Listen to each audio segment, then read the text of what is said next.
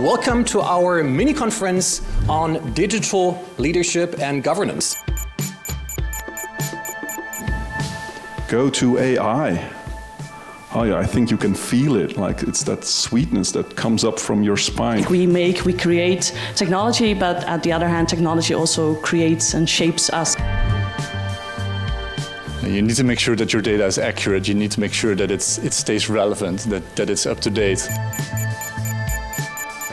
So many platforms do this. They start out targeted and then they open the doors. I mean, I don't think you should start with data. I think you should start with your process. So this Data Governance Act is to break the power, the centralized power of platforms and to make them interoperable.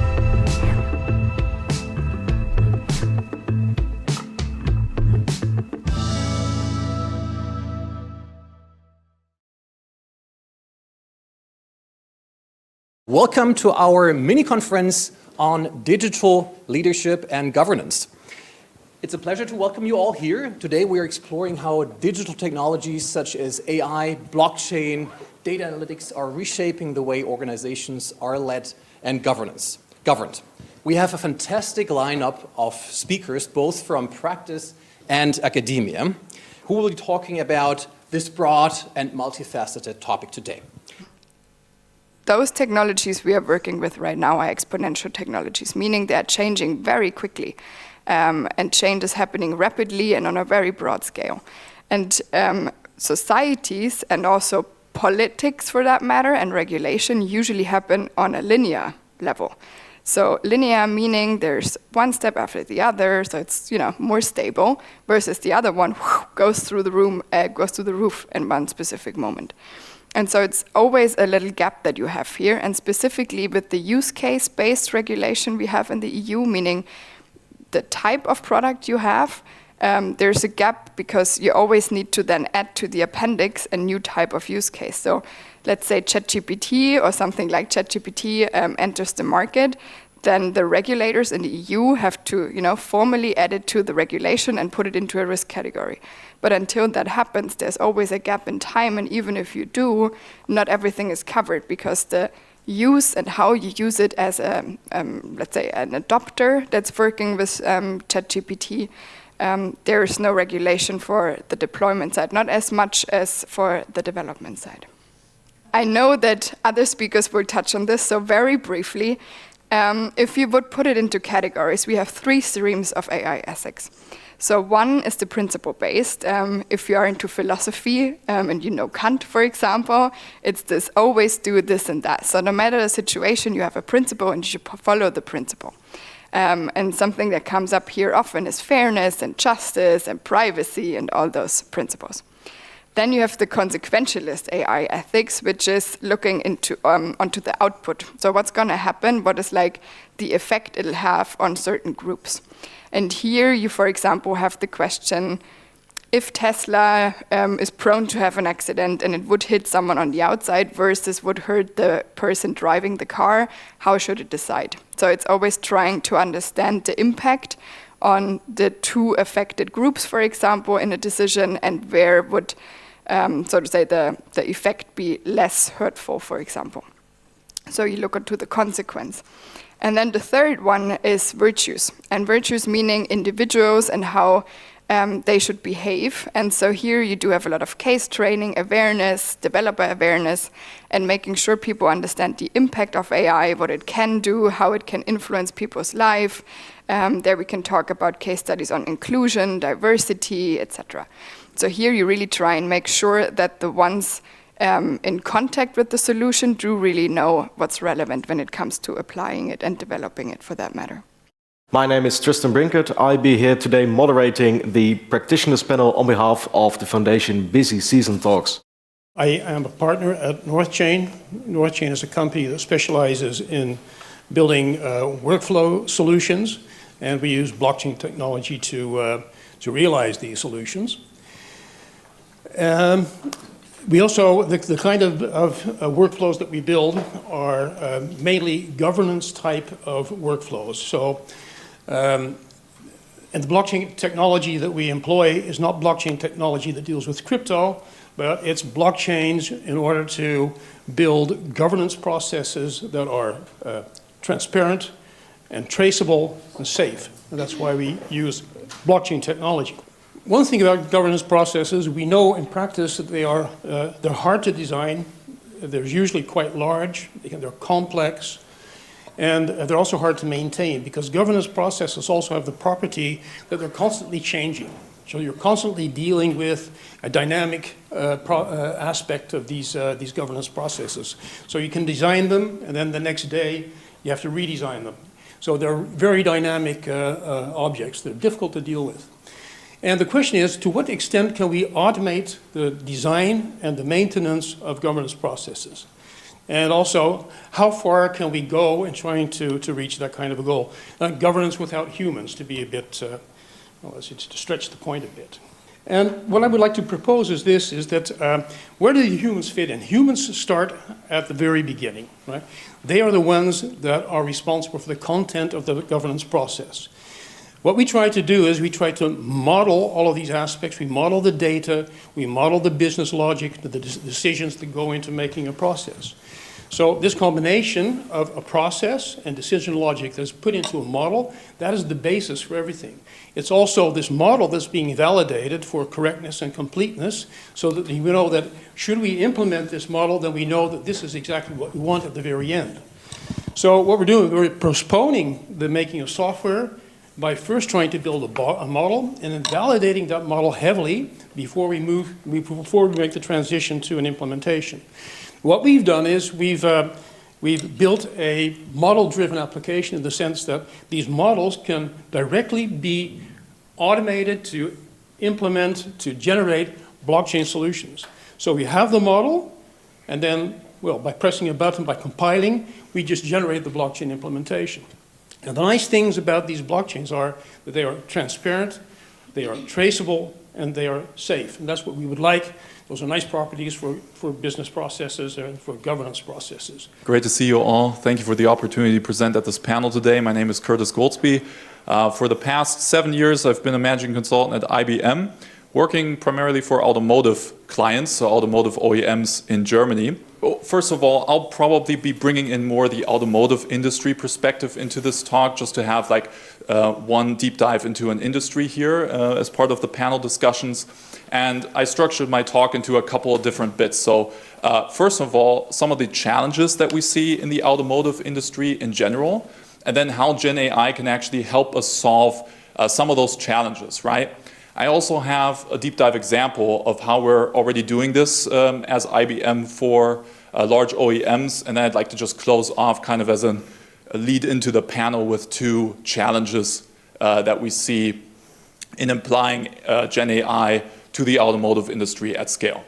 Starting with the challenges that we have in the automotive industry, and there are 3 really big challenges top of mind for all decision makers in automotive. Number 1 is the transition towards software-defined vehicles, okay? In the past, the vehicle has kind of been seen as this hardware component. It gets you from A to B. Yeah, you have a lot of product specifications you're focused on, how fast is it, and so on. But now we're seeing this transition where the car is becoming more heavily connected and also more autonomous. So, for example, Mercedes-Benz in the new E-Class, you have now passenger side infotainment with the MBUX super screen where you can interact on the passenger side. Or also BMW 7 Series, they basically revolutionized rear seat infotainment. Now they have this huge screen in the back where you can interact with, right? So these are great examples. However, there are also challenges with this. For example, one larger OEM from Germany, they announced in 2019 they would have level 3 autonomous driving. Yeah, no problem. It turned out to be kind of a challenge for them. They still don't have it to date, right? So a lot of challenges here. And why is this? It's basically because that transition to software-defined vehicles requires complex and large-scale software development that these organizations are not accustomed to, right? So that's a huge challenge in itself. Second challenge is electrification.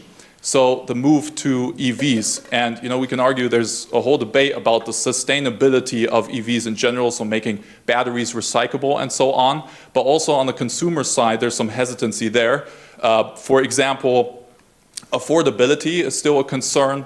to bring basically EVs to a large consumer volume market, right? And also practicality, so concerns around, range, and especially in Germany, also still charging infrastructure. All of those are concerns that consumers have there. Just to give you kind of an idea of the numbers of the total vehicles that we have on the road right now in Germany, 5% are EVs. Of the new vehicle registrations last year, it was 20% EVs. Still not the greatest figures, and still a lot of hesitancy on the consumer side. Third challenge is we're getting a lot of competition also from China. They're building great products, right? They are dominating the battery market, and they're ready to go. They're bringing tons of cars over to Europe. I'm not sure if you heard, for example, BYD. They built their own shipping container. It holds places for 7,000 cars on these shipping containers. They're all coming to Europe, so if anything should be a sign for concern, it's that, right? So basically what that means for especially European OEMs, you have to become more competitive, possibly reducing operating costs, and if you're in the premium segment, also making sure that you have a differentiated customer experience there. And amid all of this, GenAI showed up, and it's actually offering a lot of possibilities for OEMs to think about, how can we apply this technology to solve some of these challenges. So if we think about, for example, the first one I mentioned, transition to software-defined vehicles, of course, you can use GenAI to maybe move some of the software development in-house, become more efficient in your programming, right? The second challenge, electrification and making sure that consumers, are ready to adopt these new drivetrains. You can use in marketing and sales functions to improve product marketing through GenAI. It's also a big use case that we're pursuing right now. And in general, competition, and I think it was already discussed in some of the other talks, is you can use GenAI to optimize, the business processes, so kind of the inner workings of the company, but also on the customer side. That's something that I would probably see the most activity in right now. So you kind of automatically think, well, that means bringing, GenAI into the car. Yeah, that's also a use case. We're seeing Mercedes, VW, Skoda, they're all implementing ChatGPT or experimenting with implementing ChatGPT into their vehicles. That's a big use case. But one is also, how do you interact with customers in general? My name is Dasha Simons, and I'm the EMEA lead for Trustworthy AI within IBM. And what does it actually mean? That's actually for the consulting part. It means that we advise clients on how to create more trustworthy systems that are fairer, more explainable, more transparent. And at the same time, also make sure that our internal consultants, who are all trained to, on one hand, all the AI systems that we create are developed in trustworthy manners, but also are ready to deliver and help our clients to craft more trustworthy systems in that sense. And on one hand, you want to comply with the law, as Sabine beautifully mentioned as well. I assume everyone wants to comply with the law. That's step number one. But then there's an entire world of understanding what does it mean to be transparent for a system that would, for example, create help advise if you would get a certain subsidy, yes or not, for the Dutch government. How transparent do you want to be about how these decisions are made? It's very different if you want to do that, for example, for a medical AI system, which applied in that field, and it would predict how much medicine you would need or predict a certain disease. Then you actually want a much deeper layer of perhaps transparency or explainability in there.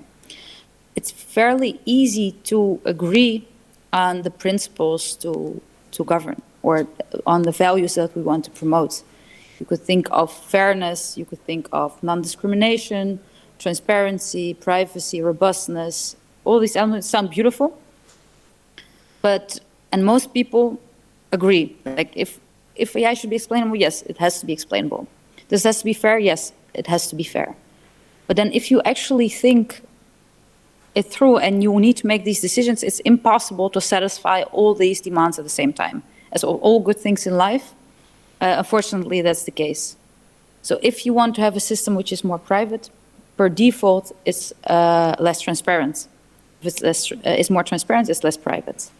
Similarly, if you want to have a system which is more explainable, the techniques that you can use often make it also less private, that you can retrieve some elements from the data sets. If you decide to choose one bias metric versus another to measure how different groups are treated by a system, it also is a trade-off. So by choosing one metric, by default, another group will be treated less positively than before. And so what I perhaps to close off with this, I want to say is on one hand, yes, there's regulation upcoming which you need to govern anyways. Secondly, you need to determine the role you want to play within that field, because you cannot satisfy all of these requirements at the same time to the maximum level. And then thirdly, it has to be really at a top level of the organization that it needs to determine. And we need to provide policy and guidance towards the data science teams to do so. And one way could be through an AI ethics board. My name is Blaauw. And like Marvin already said, I'm the managing director of Researchable. So my background is in computer science. I have a PhD also in software engineering and distributed systems. And what we do as a company is we help companies do more with data. So we help them to innovate, to help them build data management platforms, and to help them harness the power of AI. Because of all of this beauty, all of this stuff that we see now popping up daily, I guess, weekly, daily, it's very hard to think about what kind of underlies all of these AI models, these AI systems, and that's data. You need to make sure that your data is accurate. You need to make sure that it stays relevant, that it's up to date, that you can access it, and that it's still timely available, and in general, that it's well managed. Welcome all. My name is Marten Teule. I work here in Groningen at Enshore. And we do ERP systems. And to be more precise, tier 1 ERP systems. So what's that? Well, that are the biggest ERP systems you can find. And you probably know the brands. It's SAP, it's Oracle, Microsoft Dynamics. Because they don't have any control anymore. The data quality somewhere slipped. Things go wrong. The computer says no every day, every week. That's what's going on at our clients. And for me, it was an unimaginable experience to see how many issues our clients actually have. These are like, oh, system is down, and then the factory stops working. Every single week that happened. So they improved, so they all had paper and pen, so they could continue with pen and paper for a while, and then when the system gets up back, they would re-add all the order entries and whatnot into the system. Go to AI. Oh yeah, I think you can feel it, like it's that sweetness that comes up from your spine, right? Wow, what could AI do for us with our highly complex system? It could solve everything, right? It would interpret and would instantly take the decisions that our faulty humans are taking slowly or wrongly. That will be amazing. So all our clients are actively pursuing AI, which makes sense. But they're all also failing on almost every aspect of it. And that saddens me, of course. So I would like you to give a few insights in why that is. And to join Frank, there is light at the end of the tunnel. So I'm quite optimistic for the future, but it will take at least a decade. So simplify before AI, and then, well, we might have a chance. Alternative is wait 15 years, possibly 15, and then we have native AI ERP systems, and they will be even more amazing. But that's due to the fact that those 300 million lines of code will probably be replaced by a herd of 60 AIs. And I think those are far more easily to train and to control and to govern than those 300 million lines of code. Hi, thank you. I'm Nephtis Brandsma. I'm the Chief Data Officer for the Municipality of Groningen. And I decided to use my time a little bit to talk a little bit on the things that I think about and I work on. I have I have a background in philosophy, which is I never expected to become chief data officer. I did not expect to have a job, to be honest, when I started studying philosophy. It's not, you don't apply, you don't study philosophy to become rich, or it's more exploring and trying to answer questions and questioning things, but it has given me a lot of interesting background thoughts on the things that I work on today. So my focus has always been in practical applied philosophy, which is thinking about society, technology, and one of my most biggest fascinations has been how technology shapes humans and how humans shape technology. Like we create technology, but at the other hand, technology also creates and shapes us. So first of all, government, and perhaps some of you notice, we have an algoritme register, algorithm registry. We have a national one, Nationaal Algoritme Register, and this tries to have a complete overview of all the algorithms that the government uses in the entire national government in the Netherlands. So Groningen also has an algorithm register, so it was part of my job to get it up in the air. We actually won a prize. I'm very proud of that one because we won the prize for best description of an algorithm. It's a very nerdy prize to win, but like the philosopher in me was so excited because it was describing how we use this algorithm in our dienstverlening, so how we help citizens. And we have been using computers to make decisions quite a lot, and it's actually quite normal already. And sometimes it feels to me like automated decision making is somewhere far beyond in the future, but I can tell you it's not. Like if you drive too fast, you will get a fine. That's a fully automated process. If you apply for a grant, a duo for your studiefinanciering, the calculations on how much money you will get, that's automated. So there are a lot of things automated. Toeslagen, for example, I get some child benefits because I have small kids. The way they're calculated, I have no idea, but that's fully automated. And it's a very interesting topic to go into because government doesn't always realize these are very algorithms, and these are like high impact algorithms, I think. But they are, I guess, less fancy and less cool than the movies we just saw. Important to kind of maintain and consider the human side of the organizations. I think there are also a lot of processes that don't work in this super rigid way, but have more of a tacit kind of humane, emotional way to get things done. And just to provide an example here, once at IBM, I was in charge of introducing a blockchain at a construction site. And one of the challenges was we tried to codify the process very rigidly. And then when we were testing this at the construction site, one of the foremen asked me, well, how do I yell at the guy in this system, right? And this kind of just goes to show you that these kind of human interactions are also super important to consider in the equation. Definitely. If I would be in a company and I want to do something with AI, first I need to get my head straight on, okay, what do I want with AI? What kind of benefits do I want to get out of this? And what kind of data do I already have? What kind of data do I need for this? And then think about, okay, how we're going to manage this data, and step by step. And I think that the human part of this is maybe even bigger than the technology part of this, actually. Can you explain why?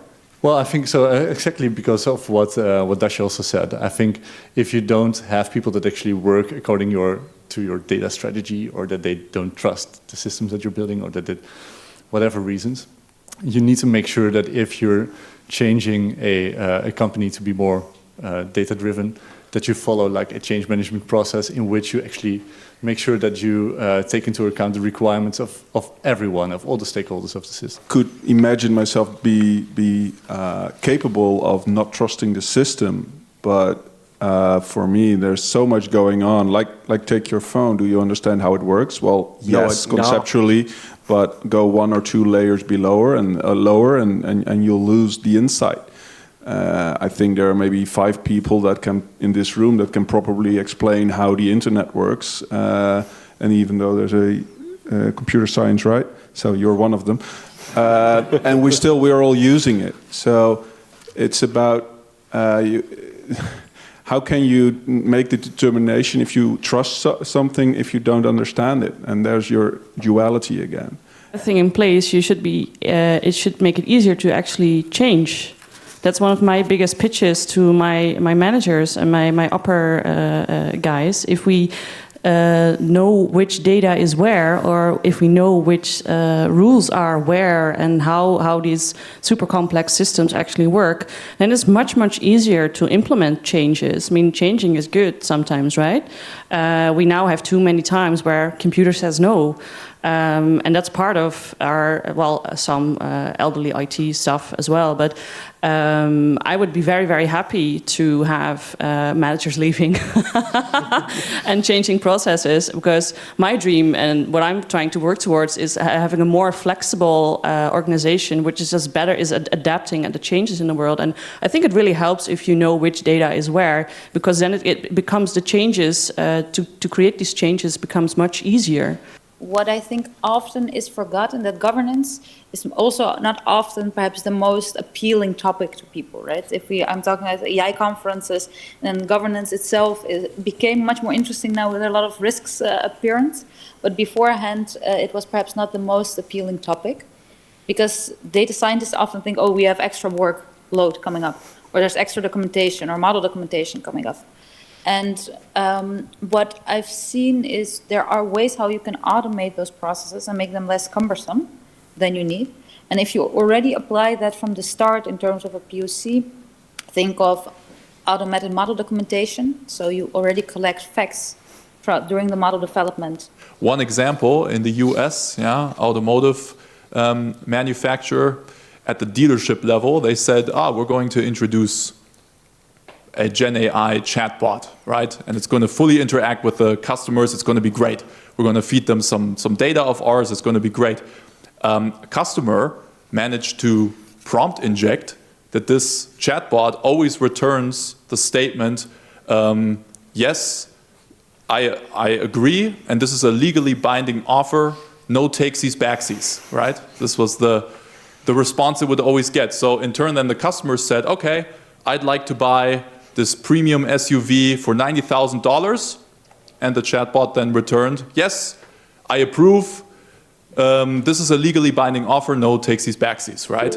So what seemed like a kind of, a small use case to get started, to experiment, actually turned into this big issue for the dealership and also then for the OEM in general. And I think my point being super important to think about that at the onset.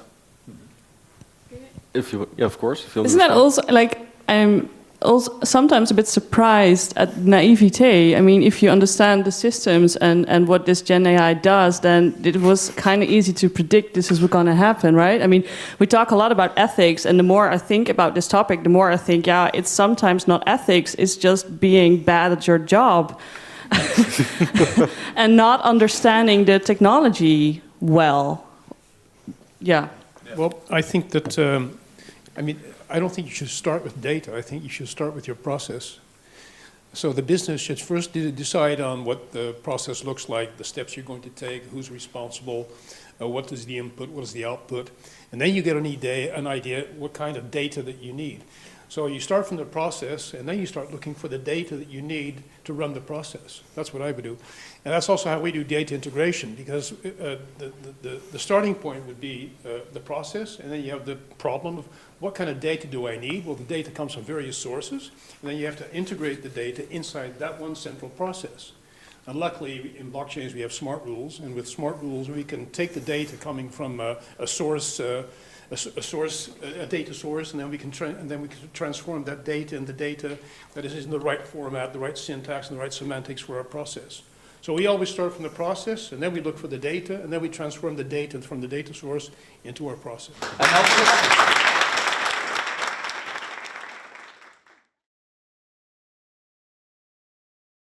In terms of asking ourselves about the governance of AI, I would like to sort of ask ourselves, do we need new mechanisms or approaches? Do we need actually new institutional, focal point organizations, actors developing certain processes so that we can adhere to certain guardrails and certain common grounds of where we want to go? Or do we need to enforce previous mechanisms existing conventions, treaties, the bodies such as the United Nations, or to think about the control of autonomous weapons. Do we go back to the Geneva Convention concerning warfare? I mean, or do we have to sort of rethink the new strategies around this? Is it a combination of both? And the question here is extremely challenging because on the one hand, AI is a technology that is a general purpose technology, such as electricity, such as the internet. We can use it for many purposes. There's not one AI, one version, one model, one size fits all. But on the other hand, AI will likely become so embedded in the productive sectors, I mean, in transport industry, the health industry, the media industry, that probably a sectoral regulation of these different productive sectors will be also an interesting avenue, and one which will probably have greater acceptance on behalf of the private sector that's developing these technologies, because these technologies, different to what happened with 20 or 30 years ago, or even with the internet, they are now being spearheaded totally by the private sector. Let me probably start with shortly saying a little bit about what is actually a chief digital officer, because I think the role is quite fuzzy and it's sometimes not really directly understandable. And I can also not give you a very clear definition because it always has some kind of nuances. So basically the idea is really a central responsibility in the C-suite responsible for the digital transformation strategy.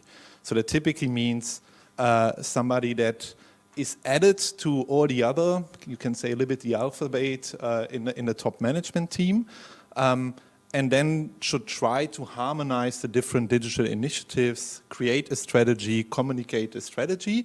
And it's also a bit special because this person typically works cross-functional, but even a bit trans-functional. So that doesn't mean that it's a person that has a function for its own, not like, for example, finance, where probably multiple thousand people work. It's probably a relatively small unit with the CDO heading, and then going in all these different functions because everywhere is something digital going on and trying to develop something for its own. When you then think about the chief digital officer, I think what you have to realize is that these people do not work in isolation. Sebastian also mentioned it. But I think this is a very important thing to realize. So the fact that these are people that have to work together in teams also means that these people are very susceptible to social, psychological, and behavioral dynamics, where it becomes more interesting to me, because just merely appointing a chief digital officer doesn't automatically mean that this person will be influential. It depends on the social dynamics at the top of the organization, whether these people are influential or not. So I think, Dennis, you clearly showed us that it doesn't it's not helpful to just add a chief digital officer, because it depends on all kind of factors, who the chief digital officer is, what the hierarchy is. But could there be conditions under which you would say, okay, but then it makes sense to add such a chief digital officer to the board? Yeah, maybe Dennis first, and then you can respond based on your research. This is a little bit, it's a joke, but it helps if the chief digital officer is male. That would be one of my... Okay. Now, this is a joke, but of course you need to overcome these biases. So the fact that there are these gendered performance expectations, the fact that these are biases, also means that if you are aware of them, they disappear. So I did not highlight that, but the leadership style of the board and the leadership style of the CEO, leadership style of the chair, if that is a participatory person rather than a socially dominant person, that reduces the hierarchy. So I would say that also the leadership style of the CEO or the chair of the board, that will actually facilitate whether a chief digital officer is actually able to make a contribution. Yeah, because that's what one of your findings, isn't it? Yeah. So I think exactly what we find is that it typically depends quite a lot on the other persons in the board. Yeah. And also the CEO is one part, but also, for example, the CIO, who has this classical IT function under her or himself, it's really important that they also work together. So what we also find in a new study, if you have a CIO who sees this chief digital officer rather as a competitor, then typically it doesn't work. It's even then hurtful for both of them and the transformation, because they probably fight more against each other than they bring actually a topic that they're both interested in forward. The topic is co-evolution of digital platform power and governance. And Hakan, you will start by telling us about scaling platforms for stability and value creation. And Joost has maybe the most intriguing title of today. We talked about this when we prepared this afternoon. So you talk about the dark side, and you will introduce the word enshittification. And all our participants already are looking forward to hear what you mean. But of course, Hakan, we start with you, and I'm also very, of course, curious about your talk.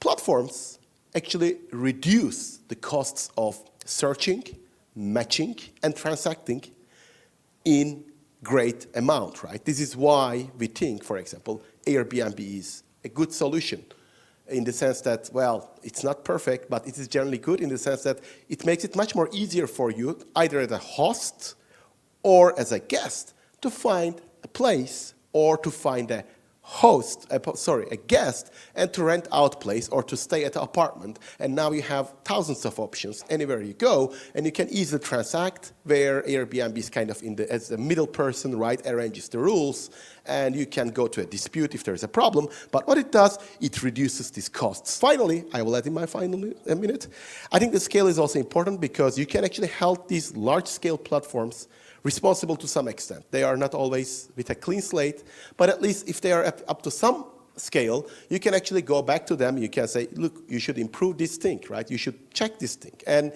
then it is something much more fixable, rather than if you have this balkanized tons of platforms where it would be much more difficult to coordinate. When we were preparing for this session, I think I suggested to Marvin two very academically decent titles for our debate. And then Marvin was like, well, we really need to juice it up. So why don't we talk about enshittification? So here we are. So what do we mean by enshittification? It's not a term that I coined myself, but it's very close to what I'll be talking about today. So enshittification is a term that was coined a couple of years ago by a tech journalist, Cory Doctorow. And he uses it to describe the slow decay of online platforms. And here's the process as he describes it. First, platforms are good to their users.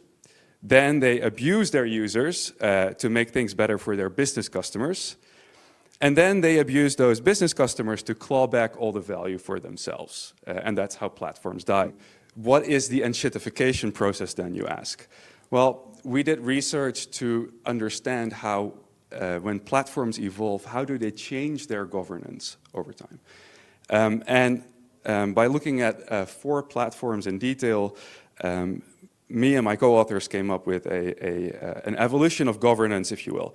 So first, when platforms start out, obviously they really need to try hard to attract users, because without users, without skill, a platform is an empty shell. And so they will do everything they can to make their platforms more attractive to those users. So initially, governance tends to be quite structural. How can we make the platform better? How can we implement rules that are attractive to our users? So initially, early on, many of the governance changes are structural, if you will. And then once the platform is up and running, platform sponsors tend to implement more boundary governance changes. Many platforms start out quite targeted, right? Facebook initially was targeted only at Harvard College students, and then over time it started opening up. And so many platforms do this. They start out targeted, and then they open the doors. Which is great for scale, but it's terrible if you are competing on a platform, because you face more competition. And then thirdly, platforms start implementing redistributive governance changes. So as a almost unintended consequence of opening up your doors, so you're going to get a lot more low quality or undesired or undesirable sellers and products on your platform. And so what platforms then do is they design algorithms, they come up with editorial teams to make sure that users see what the platform thinks they should be seeing. And so you can think in a way that's good for those who are exposed, who are subject to being promoted. It's terrible if you are trying to sell something and the algorithm doesn't favor you. So there's a lot of talk about and research in polarization at the moment. So we have filter bubbles, we have algorithmic gatekeeping. I mentioned that online we've kind of bypassed these gatekeepers of like newspaper editors or television producers, but we've got new gatekeepers, and it's like the TikTok algorithm. So, you know, who's looking after that, or how do we understand what influence that's having when it's pushing different things to different people? And undermining journalism. So one of the main pillars of a good functioning democracy is a good functioning media landscape. And because of digitalization, we've really gone on to this kind of short-term click, click, click, and watch something catch the headlines. That was already maybe a trend in traditional media, but it's really gone on extremely far in digital media, and the traditional media channels and media organizations have to compete now with this collectivist journalism. Again, going back to this issue of a definition of democracy, it's sort of government by the people. And I think the issue is it's not by individuals. And the point that David was making just now with regard to social media and collectivism, the issue is that in this environment, in today's day and age, we are all individuals. There is very little sense of community, collective, sense of nation, right? And this is something that the media has essentially, you know, supports, and in fact does through the algorithms that give us the stuff we want to hear, you know, the kinds of things, I don't want to hear anything outside of this, that I even have a choice, right?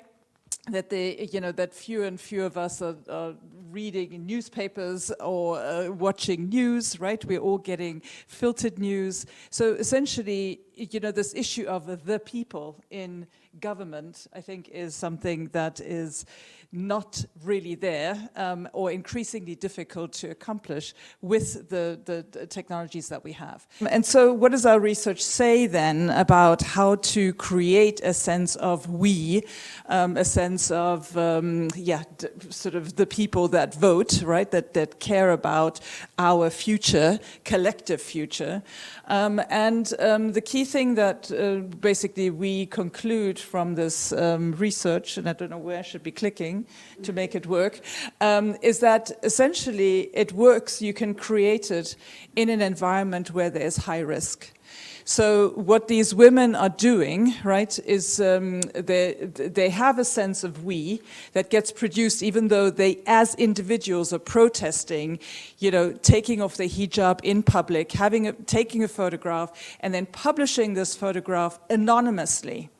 Right? And what this produced was a sense of collectiveness because we all do the same act, which will land us in jail, something that a lot of Iranian women have experience with, you know, and so that is a sense of risk, and we're basically, you know, we're doing this collectively, individually, but yet collectively. We're sort of vicariously experiencing the risk, this feeling of I am at risk, I'm really doing something that is not just for me, but for my children and for my grandchildren and for all the other women, right, who actually want to have this right and don't feel strong enough at this point in time.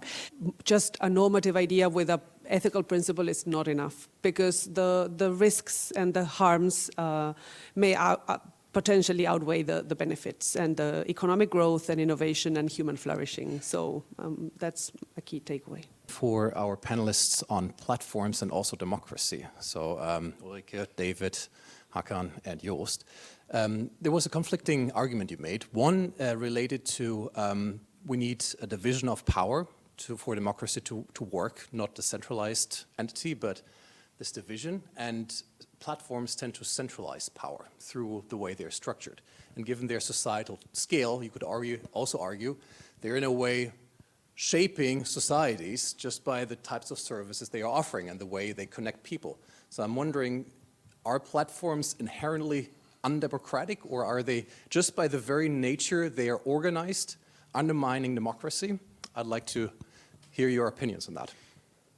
Good question for 4 people, I guess. Who wants to start? That's a really big question, yeah. Marvin. Joost, it just looks like your question, yeah. So I think platforms need centralized governance, especially early on, because there needs to be a common architecture, a common set of rules, and there also needs to be an entity that is willing to take short-term losses with the perspective of long-term gains, right? So a platform typically tends to generate heavy losses early on because it needs to scale up, and then once it establishes some scale, it can start generating economic rents. And so that is something that is very difficult to accomplish when you'd have a decentralized collective, if you will, trying to get something like that started. Clearly, the opposite of that is the counter argument to that is what I've been talking about in my exposition is, you know, once the centralized platform gains power, then it becomes incredibly difficult to dislodge, and that power is arguably too centralized. And so perhaps in an ideal world, you start out somewhat centralized, and then at some point there's a shift towards more of a decentralized governance mechanism. Although I'm not aware of any platform having successfully made that transition. Yeah, David.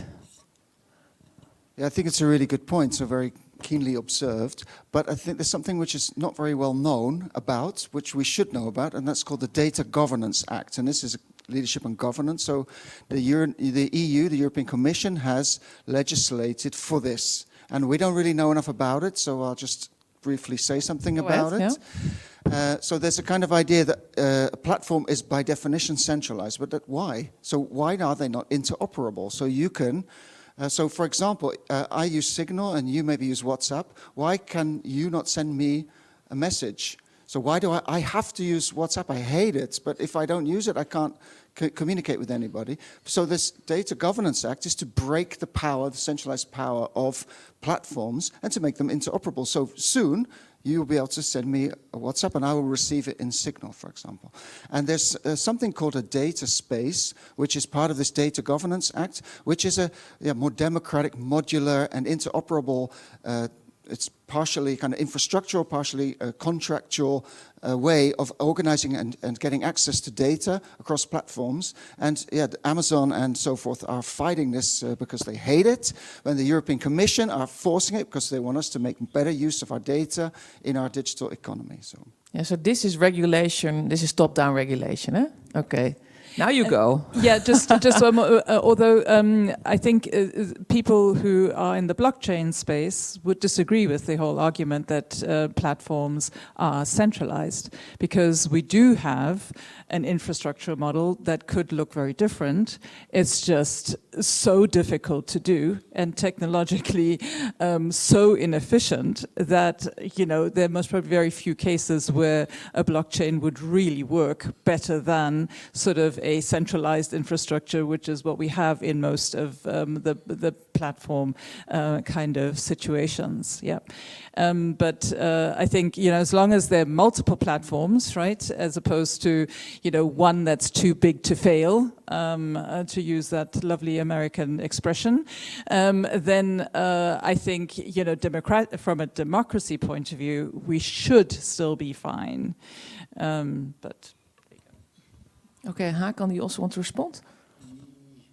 Yes, I mean, just a small remark. I mean, I agree with actually all the points here. I mean, definitely things are coming to the regulation. I mean, like, apart from the different roles we took basically in the discussion, I mean, thinking something about the X.com or formerly Twitter, right? Where the system is designed in such a way at this point that it just is an engagement farming. And partly these actors are a bit malicious, right? They push their narrative there, and there is some problem. And I think partially how to kind of, you know, come in terms with this is partly by regulation, of course, I do believe. So there is definitely some need of, because at the end of the day, the platform internally, even it governs, it tries to usually maximize its own returns, right? And you need some external actor to say, hey, now actually you need to share data. You know, interoperability. I know you don't like. I know you used to use the data to produce your own Amazon Basics products, but you know what? Actually, you need to share with others this data now more. So yeah, I mean, just to agree, but I think this is exactly why I think the regulation is indeed very relevant, basically, for this bigger picture as well.